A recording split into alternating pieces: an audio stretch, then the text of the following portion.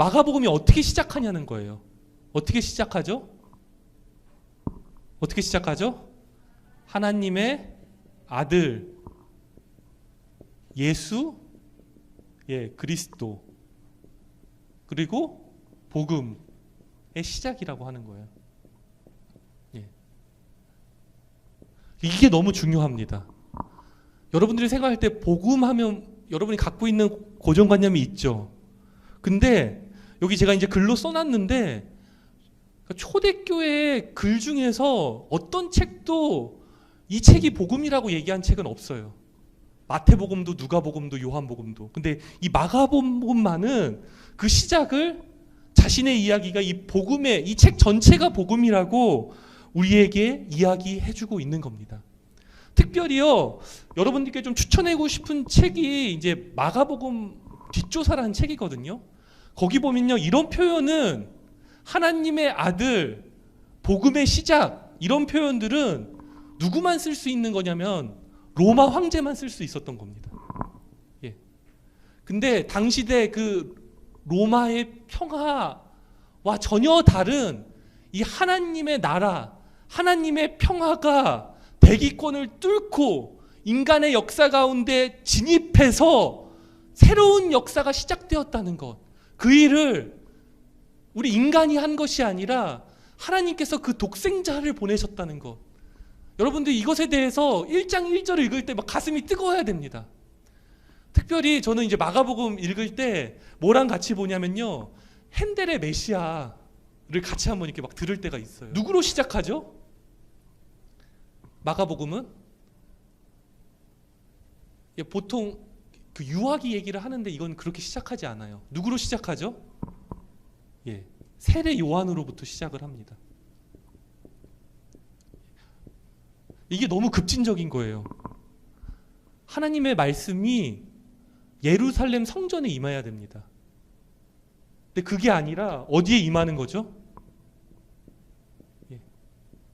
광야에 임하는 겁니다. 이거 67년이라는 컨텍스트랑 한번 연관해서 생각해 보세요. 성전이 회파되고 어떻게 새로운 시대를 열어갈 수 있을까 할 때 예루살렘 성전이 아니라 광야의 세례 요한입니다. 이 세례 요한은 어릴 때부터요, 체제나 이념이 아니라 하나님 현존 가운데 살아가기 원했습니다. 하나님 현존 가운데 머물기 위해서 사무치는 고독 속에서 하나님 영광을 구했고 올고른 주님의 길을 준비했습니다. 주님의 길.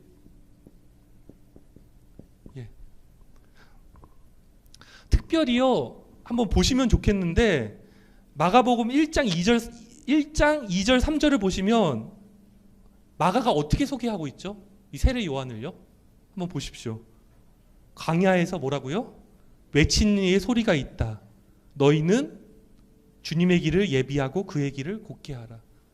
그러니까 특별히 세례 요한은 이사야 본문, 이사야 40장 3절을 기초로 해서 자신의 소명을 잡았던 겁니다. 근데 중요한 건요, 제가 옆에다 이렇게 비교해 놨는데 이사야 40장 3절을 그대로 인용하지 않아요. 여기 보시면 한 소리가 외친다 이렇게 돼 있는데 자기가 광야에서 외친다고 광야에 외치는 자의 소리가 있다. 그대로 인용하지 않아요. 이 세례 요한, 광야에서 올고른 주님의 길을 걸어간 이 세례 요한의 삶으로부터 예수님이 복음 이야기가 시작된다는 거 여러분들 기억하시면 좋겠습니다. 두 번째는요, 그 다음에 뭐냐면 예수의 세례예요. 예수의 세례.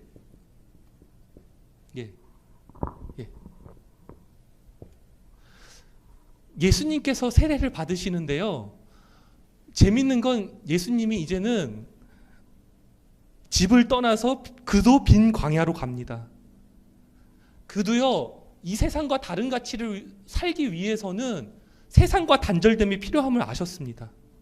근데 당시대에 여러 그룹들이 있었어요. 바리새파, 또 헤롯 땅, 셀롯 땅 이런 것들이 있었는데요. 예수님께서는 어디로 가시냐면은 세례 요한에 가서 세례를 받으십니다. 예수님도 공생애를 시작하면서 자신의 비전을 확인하고 구체화할 필요가 있었습니다. 근데 중요한 건요, 이 세례 현장에서 비전을 받습니다. 예, 하늘문이 열리고 성령이 비둘기같이 내리고, 예, 그 다음에 하늘의 음성을 듣는데 그게 뭐죠? 한번 성경을 봐보세요. 예, 너는 내 사랑하는 아들, 그리고 기뻐하는 자. 근데 제가 말씀드리고 싶은 거요, 이거는요 구약의 요약이에요. 그러니까 여러분들이요 말씀을 모르면 소명도 못 받습니다. 이거를 딱 봤을 때 여러분들이 아셔야 됩니다. 이게 뭐냐면 시편 2편, 이사야 42장. 그러니까 이 세례를 통해서요 예수님이 자신의 소명을 받으시는데 그건 뭐라고요? 시편 2편과 이사야 42장 1절이에요. 종말론적으로 하나님 백성을 모으는 아들, 이거는 하나님의 기뻐하시는 뜻을 이루는 메시아인데 너무 매력적입니다. 이방의 정의를 이루는데요, 여러분 잘 아는 찬양 있죠? 그 사랑 찬양. 예, 꺼져가는 등불을 끄지 않으시고 상한가대를 꺾지 않으시는, 예, 너무 이게 종의 노래라는 건데요, 이사야에 나오는. 그러니까 전혀 새로운 방식으로 그 나라를 이루시는데, 이렇게 하면 못 이룰 것 같잖아요. 근데 4절에서 뭐냐면 이렇게 하나님 나라를 이루시는데도 낙담하지 아니고 쇠하지 아니하고 세상의 정의를 세울 것이다. 예, 하나님 기쁘신 뜻을 이룰 것이다. 예, 이렇게 예, 소명을 받으시고요. 거기서 끝나는 게 아니에요. 그 다음에 뭐냐면 예, 예수 시험으로 이어집니다. 시험. 네.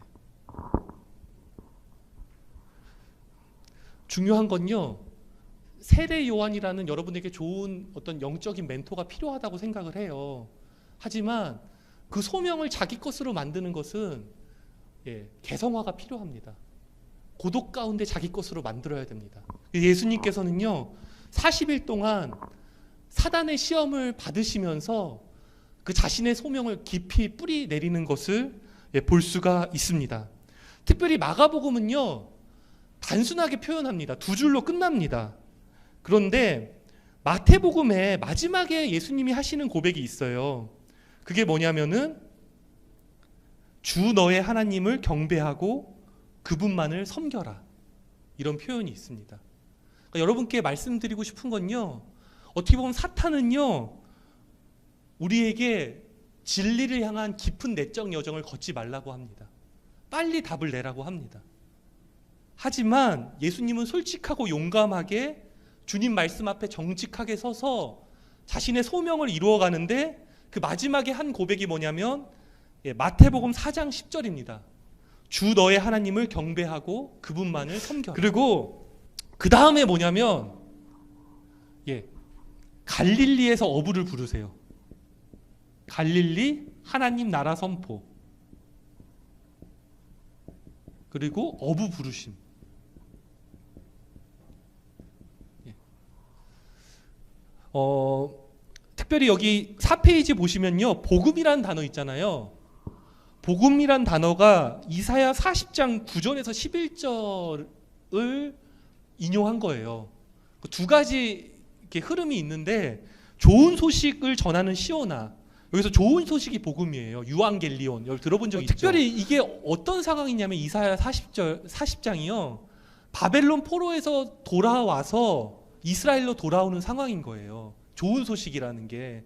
그러니까 예수님이 하나님 나라가 가까이 왔다, 회개하고 복음을 믿으라고 할 때 예, 그 소식을 들은 유대인들은 500년 동안 바벨론 포로기부터 이방 나라의 제국들의 지배를 받고 있었기 때문에 어떤 희망의 나라, 희망의 새로운 세상, 이런 기대가 그들에게 있었을 것 같아요. 그러니까 하나님 나라가 가까이 왔다고 할 때 특별히 누구죠? 베드로, 야고보, 요한, 예, 4명의 배한 야요, 이 사람들은 그 희망의 소식을 듣고 모든 것을 버리고 그 희망의 나라를 소망하면서 예수님을 따랐던 것을 예, 볼 수가 있습니다. 갈릴리에서 하나님 나라 선포, 이거 외우셔야 됩니다. 그 뭐죠? 하나님 나라가 가까이 왔다. 회개하고 복음을 믿어라. 그렇죠? 여기서 그냥 길게는 안 하고 싶은데 하나님 나라가 가까이 왔는데 저는 말씀드리고 싶은 게 세례 요한 계통이에요. 예수님이 세례 요한도 회개하라 이 독사의 자식들아 이러잖아요. 근데 예수님 다른 거는 회개하는데 달라요. 예, 세례 요한은 회개하라밖에 못해요. 근데 예수님 뭐 하죠? 복음을 믿으라. 그럼 어떻게 될까요? 성령의 선물을 받는 거예요. 전혀 달라요. 이 하나님 나라를 성취할 수 없어요. 인간은 구약에서는요, 이 어두운 세상 가운데 그 백성을 불러서 이 땅에 선한 하나님의 뜻의 나라를 세우고 싶었는데 좌절돼요. 근데 예수 안에서 왜 가능해요? 회개하고 돌이켜요. 거기서 끝나는 게 아니에요. 뭐 어떻게 그럼 돌이켰어? 율법의 말씀으로 난 못하겠어. 예? 복음을 믿으라는 거죠. 이 좋은 소식을 믿으라는 거예요. 예? 그러면 뭘 받는다고요? 성령이 내주하시는 복음이 뭐냐? 예. 복음이 뭐냐? 2장에서 얘기를 해요. 1장의 제목은 제가 이렇게 정했거든요. 이건 제가 정한 건데, 예, 굿뉴스 스타트. 새로운 굿뉴스가 시작했어요. 근데 그 굿뉴스가 뭐냐면 2장에서 나오게 돼요. 2장에서 나오는데요. 여기는 뭐라고 좀 하시면 좋냐면요. 이 갈릴리에 제가 지도를 넣었는데 가버나움이라는 곳이 있어요. 예수님의 주 사역지예요. 예. 근데 여기는 가버나움 논쟁이에요. 예, 복음이 뭐냐? 그래, 복음이 뭐냐? 좋은 소식이라는데, 근데 이것이 가버나움에서 옛길과 새길이 충동해요. 옛길과 새길이. 이거는 결국 예루살렘 성전과의 충돌이기도 한데 그 충돌에 대한 내용을 제가 한번 정리해 보면요. 따라해 봅시다. 중세 금밀손. 따라해 봅시다. 중, 세, 금, 밀, 손. 예. 다시 합시다. 중세 금밀손. 이게 예, 원래 신대원 공부할 때 이렇게 해요. 근데 여러분들 그냥 도움을 드리려면 중은요 중풍병자 치유. 예, 같이 따라해보세요. 중풍병자 치유. 예, 말하면 능력이 있습니다. 복음을. 예, 두 번째 세리마테 부름. 네. 세 번째 금식 논쟁. 예, 그리고 밀 이삭. 그 다음에 손 마른 자 치유. 예. 첫 번째 이야기가 중요한데요. 제가 이렇게 좀 써놨어요. 옛길과 새길이 충돌하는데 예수님의 길이 옛 이스라엘 길을 파괴하는 것이 아니다. 도리어 거룩한 가운데 옛 길을 온전케 하고 완성한다. 마태복음 5장 17절, 로마서 13장 10절 한번 찾아보시면 좋겠어요. 개인적으로. 예. 그런데 어떻게 이루어 가시냐면은 그 옛 길이 잘못된 길로 왜곡된 것을 폭로하면서 참 생명의 길을 보여준다. 이렇게 좀 정리를 해봤어요. 근데 중요한 게 뭐냐면요. 예수님께서 이제 막 치유와 기적을 일으키시니까 사람들이 모이게 돼요. 근데 이 중풍병자는 자기 그 친구들이 중풍병자를 고치기 위해서 지붕을 뚫고 이렇게 내려와서 예수님께 고쳐달라고 하잖아요. 예수님이 그냥 고쳐주면 되잖아요. 내 자리를 들고 일어나라. 근데 예수님이 어떻게 하시죠? 내 죄가 용서를 받았다라고 얘기하시는 거예요. 예. 그러면서 뭐라고 말씀하시냐면은 10절에 인자가 땅에서 죄를 사하는 권세가 있음을 너희가 알게 하려 함이라. 그러니까 이게 이 복음이 뭐냐에 대해서 너무 명확하게 얘기하고 있는 거예요. 그러니까 주님께서는 우리 연약함을 돌봐주세요. 물론 예수님이 치유가 목적은 아니에요. 여러분 잘 읽어보면 가르치세요. 가르치다 귀신 들리고 아픈 사람이 있으면 다 일일이 고쳐주세요. 그 긍휼로. 예? 근데 중요한 건 그냥 고치면 되는데 여기서 주님이 그러면 어려움을 안 겪으세요. 근데 난 너희가 알았으면 좋겠다. 주님은 자신이 하나님의 아들이라고도 안 하세요. 예? 인자가 뭔지 알아요? 알죠, 그렇죠? Son of God. 사람의 아들이라고. 인자가 뭐라고요? 죄를 사하는 권세가 있음을 너희가 알게 하려 함이라. 뭔가 우리가 갖고 있는 고정관념에 대해서 흔들어요. 두 번째가 굉장히 좀 불편한 거예요. 바닷가에 가셔서 세관에 당시대 보면은 예, 매국노인 세리마태를 부르세요. 그리고 제자들과 함께 이 죄인들과 세리들과 함께 한 자리에서 식사하세요. 예. 사람들이 왜 너희 스승은 죄인들과 밥 먹느냐, 예, 바리새인들이 얘기하는 거예요. 예. 근데 그때 예수님이 뭐라고 말씀하시죠? 죄 사함. 나는 뭐라고요? 의인을 부르러 온 게 아니라 죄인을 부르러 왔다. 예. 그러니까 이 말씀들을 하나하나 마음에 좀 새겨보시면 좋겠어요. 이 컨텍스트 안에서. 세 번째입니다. 금식을 해요. 누구죠? 요한의 제자들. 그죠? 그리고 바리새파들이 물어요. 왜 너희 제자들은 금식을 하지 않느냐? 하지 말아야 해야 될 거 왜 안 하냐는 거예요. 근데 예수님이 뭐라고 얘기하시죠? 결론은 짧게 할게요. 새 포도주는 새 부대. 물론 우리에게 율법이 필요해요. 우리를 지켜줘요. 그 율법의 테두리가.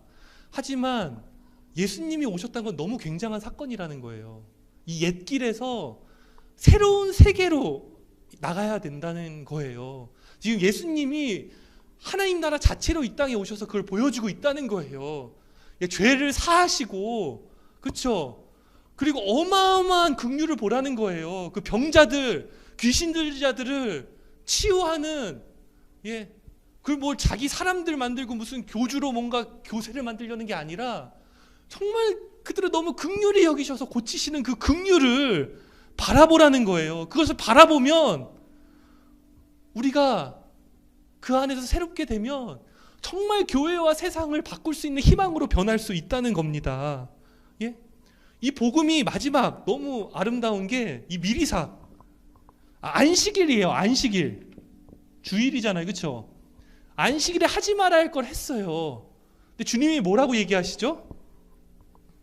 안식일이 사람을 위해 있는 거다. 와, 이거 얼마나 이거 너무 이런 거 와, 너무 무서운 말씀입니다. 안식일의 주인은 누구라고요? 나다. 그러니까 복음이 사람을 온전케 하는 거예요. 그러면서 예수님께서 회당에 오셔서 안식일에 손 마른 자를 치유하시려고 하는데 이때 이 바리새인들이 어떻게 하냐면요, 예수님을 바라보지 않아요. 어떻게 하면 예수님을 고발할까 고민을 하게 돼요. 근데 그때 예수님이 어떤 얘기를 하시냐면, 야, 너희는 이 손 마른 자보다 너희 마음이 더 오그라들었다. 너희 좀 정신을 차려라. 안식일에 선한 일을 하는 게 옳으냐, 악한 일을 하는 게 옳으냐, 생명의 일이 옳으냐, 죽이는 일이 옳으냐. 그리고 예수님이 깜짝 놀랍니다. 어떻게 하시냐면 노하세요. 노하면서 탄식하시는데 아파하세요. 근데 중요한 건 그 결론이 뭐냐, 이것에 대한 결론이 뭐냐면 3장과 연결이 됩니다. 저는 이렇게 했어요. 옛길의 성급함.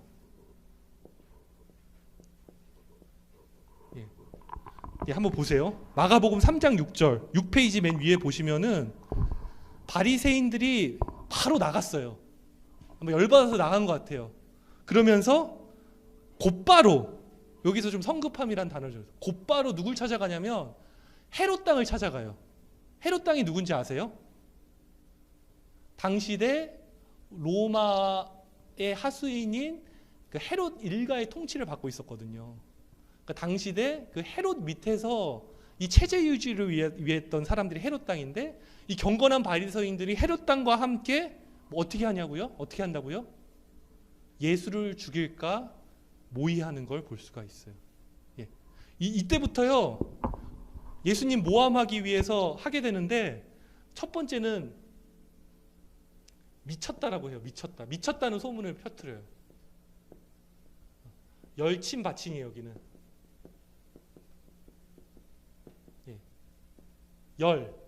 12제자를 불러요. 중요한 건 제가 잘 정리해놨는데 진짜 큰 무리가 예수님을 따라요. 바닷가에 모이게 돼요, 결국에는. 근데 예수님께서는 그 무리들을 호련히 떠나서 산에 가셔서 12제자를 부르십니다. 근데 중요한 건 이들이 뭐라고 부르냐면 아포스톨로, 사도라고 불려요. 부르심을 받은 자들. 이 무리들을 섬길, 또 예수님의 죽음을 떠난 이후에 예수님의 역할을 할 제자들, 사도들을 부르시는 걸 볼 수가 있고요. 여기 이거는 예수님의 친척을 얘기하는 겁니다. 근데 예수님의 친척이요, 이 미쳤다는 소문을, 미가 돌에 미치는 게 아닙니다. 그렇죠? 이게 미친 거죠. 그렇죠? 죄송해요. 한번 웃겨보려고 했는데, 미쳤다고 하는데 이 친척들이 강제로 힘으로 잡으러 오려고 해요. 예수님 제발 그만하라고. 그리고 바알세불이라는 귀신의 왕이라는 칭호를 붙여줘요. 낙인을 찍는 거죠. 낙인 찍는 거예요. 낙인 찍기. 이 낙인을 누가 찍죠? 한번 보시면 좋을 텐데. 낙인을 누가 찍죠? 예루살렘으로부터 온 서기관들이. 그리고 마지막 중요합니다. 예수님의 친척, 예수님의 가족은 누구냐? 이것에 대해서 이야기하는 것을 볼 수가 있습니다. 한번 좀 정리해 보면요, 여러분들이 좀 슬플 수 있어요. 어떻게 예수님이 이렇게 모함을 받고 박해를 받고 왜 이렇게 어려움을 겪냐, 이렇게 생각할 수가 있는데요. 저는 그 예수님의 길 자체가 새로운 세상을 향한 도전이고, 하나님 말씀에 어긋난 질서를 향한 반항이고, 날마다 두려움을 벗어던지며 묵묵히 걸어가는, 어떻게 보면 예언자, 메시아의 길이기 때문에 이런 어려움들이 있다고 생각합니다. 모함을 당하고 미쳤다는 소리를 듣고 귀신의 왕 바알세불하고 이 짓거리를 해먹는다고 모함을 당하고 낙인을 찍는데, 중요한 건 예수님은 물러섬이 없으세요. 그렇죠? 이사야 42장 3절 말씀같이 이 하나님의 그 선한 뜻을 이루는데 낙담하고 좌절하지 아니하고 그 뜻을 이루는데 뭐라고 말씀하시냐면, 이때 어떤 장면이죠? 가족들이 보러 옵니다. 근데 그러니까 저들이 내 가족이 아니라고 얘기를 해요. 내 가족은 하나님 뜻대로 행하는 자들이 형제요 자매요 내 가족이라고 얘기합니다. 이게 중요합니다. 하나님 뜻대로 행하는 자, 굉장히 가격한 자가 아마 하나님은 아버지시니까 빠진 것 같아요. 형제요 자매요 어머니다, 이렇게 말씀하시는 것을 볼 수가 있습니다. 새로운 하나님의 나라는 예수님의 가족 공동체입니다. 그죠? 하나님 아버지를 아버지로, 가장으로 모시고 누구나 참여할 수 있는, 그래서 도리어 이런 죄인들, 세리들도 함께 할 수 있는 공동체, 그들도 죄사함을 얻고 주님의 긍휼함을 경험하고 그리스도 안에서 새로운 피조물이 될 수 있는 공동체, 도리어 이런 공동체에서는 약자들이 존귀함을 얻고 도리어 재능 있고 강한 사람들이 이들을 섬기는, 그래서 세상의 식과는 전혀 다른, 그냥 불신하는 것이 아니라 신뢰하고 경쟁하는 것이 아니라 함께 걷고 그것을 통해서 하나님의 뜻을 드러내는, 저는 사장은 새 길의 여유예요. 여유. 근데 저는 사장을 요약하면 들음이에요. 들음. 이거 뭐냐면 쉐마. 신명기 6장 4절 5절. 그죠? 그냥 이런 거 나오죠. 그죠? 여러분도 다 알죠? 이거 들으라 이스라엘아. 너희가 마음 뜻과 목숨과 힘을 다해서 나를 사랑하라. 들어라 이스라엘. 이 들음이라는 게 어떻게 이어지죠? 씨 뿌리는 비유이지. 들어야 믿음이 생기죠. 로마서 10장. 그죠? 그렇죠? 들어야 믿음이 생기고, 믿음이 생겨야, 그렇죠? 예수님을 알고 예수님을 따르죠. 다른 방법이 없는 거예요. 이 씨 뿌리는 비유에서 뭐죠? 첫 번째 길가. 그죠? 두 번째 뭐죠? 돌밭. 세 번째 뭐죠? 가시밭. 네 번째 좋은 땅이잖아요. 근데 여기 보면 다 듣다라는 동사가 있어요. 한번 찾아보세요. 듣다. 근데 앞에 동사들은 그냥 이례적으로 듣고 버려요. 그러니까 이례적으로 길가에 있다는 건 이례적으로 듣고 그냥 잊어버리니까 사탄이 그냥 그 말씀 뺏어가는 거예요. 두 번째 뭐죠? 돌밭은요. 그러니까 원래 제가 텃밭을 가꿔봐서 알아요. 제가 두 번째 가꾸는 건데, 처음에 돌들을 다 골라야 돼요. 그렇죠? 다 기경을 해야 돼요. 먼저 돌짝밭을 제거하고 모종을 심어야 돼요. 그렇죠? 돌짝밭을 제거 안 하고 심어봐. 그러면 뿌리를 못 내리는 거예요. 뿌리를. 영적 저장소가 없는 거예요. 한 번도 주님의 말씀에 귀 기울여 보지 않고 뿌리 내리지 않고 정말 주님과 이게 접촉하고 만난 경험이 없으면 이런 사람들은 박해가 오면, 그죠? 어려움이 오면 그냥 끝나는 거예요. 시들어 버리는 거예요. 그게 뭐예요? 이거는 가시덤불. 그러니까 진짜 그래요. 막 가시덤불이요, 자연이 무섭습니다. 그냥 텃밭을 덮쳐버려요. 매일 가서 이렇게 쳐줘야 돼요. 가시덤불이 막 휘감아 버려요. 그래서 영양분이 뺏고 자라지 못하게 하는데, 이걸 어떻게 보면 뿌리만 내리는 게 아니라 날마다 가꿔야 되는 거예요. 가시덤불이란 뭐냐면 재물의 유혹, 세상의 염려. 이게 제일 어렵잖아요, 그죠? 주님을 따르다가도 염려가, 아파트가 왜 이렇게 올랐어 이러면은 갑자기 이제 주님을 따르는 거 잊어버리게 돼요, 그죠? 그렇죠. 그렇게 되는 거고. 하지만 이건 다 일회적이에요. 하여튼 헬라어 그 문법 과거형이 일회적인 행동이거든요. 근데 여기만 현재예요. 좋은 땅에 뿌려졌다는 거는 말씀을 듣고 또 듣고 그 말씀을 견뎌내고. 그래서 누가복음 제가 8장 15절을 넣어놨어요. 7페이지 맨 아래 보면은 같이 한번 읽어보면은 착하고 좋은 마음으로 말씀을 듣고 지키어 인내로 결실하는 자. 너무 좋은 표현이죠. 그러니까 말씀을 읽는다면 이렇게 읽어야 돼요. 착하고 좋은 마음으로 지키어 인내로 결실을 맺는 여러분 되시기를 주님의 이름으로 여기는 축원합니다. 시, 등, 스, 겨 이렇게 되거든요. 시, 등, 스, 겨, 풍인데 여기 보면은 중요한 건 이 씨 뿌리는 비유랑 연관되는 게 스스로 자라는 씨의 비유, 겨자씨 비유가 있는 거예요. 그러니까 마지막으로 말씀드리고 싶은 게, 예수의 말씀대로 살아간다는 거 현실에서 때로는 어떨 땐 교회 생활할 때도 너무 겨자씨 같이 보이지 않게 보잘것없어 보여요. 예수의 시편 2편과 이사야 42장 말씀처럼 살아간다는 거, 근데 그것이 겨자씨와 같이 작은데 여러분들이 정말 좋은 땅과 같이 인내해서 결실을 맺는다면요, 어떻게 자란지도 몰라요. 근데 어느 순간 내가 그리스도의 장성한 분량으로 자라 있고, 어느 순간에 내가 누군가를 깃들어 쉴 만한 나무가 되어 있는 것을 보게 될 것이다. 이것이 주님의 약속이에요. 이게 종말론적인 희망이고 믿음의 현실이고, 우리가 그 예수를 바라보고 예수의 복음 이야기에 완전히 접속되어 살아갈 때 이루어지는 일인 줄로 믿습니다.